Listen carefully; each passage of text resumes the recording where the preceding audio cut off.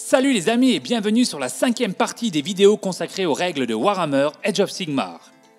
Après la phase de héros et la phase de mouvement, vient la phase de tir. On fait le point tout de suite, c'est parti!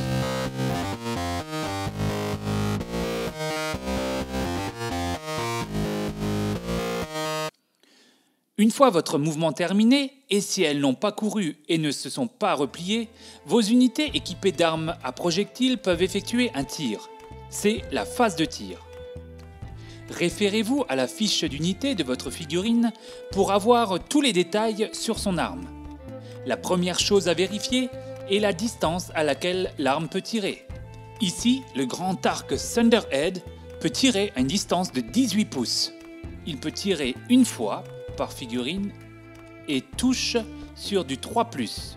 Vous pouvez également voir dans les caractéristiques que si vous faites un 6 sur des unités comme les Nighthounds, il y a une exception.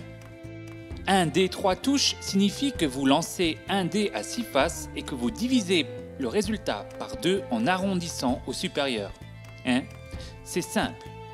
Si vous obtenez un 1 ou un 2, ça fera une touche. Un 3 ou un 4, ça fera 2 touches, et un 5 ou un 6, ça fera 3 touches. Une fois les jets de touches effectués, on passe aux blessures. C'est pareil, on lance les dés qui ont touché et on fait un 3+ pour blesser. Ici, il n'y a pas de perforation car les Nighthounds sont éthérées. Elles ne subissent pas de modification de sauvegarde, que ce soit positive ou négative. Et enfin, l'arme inflige un dégât pour chaque jet de blessure réussi. Les unités ennemies doivent maintenant faire leur jet de sauvegarde.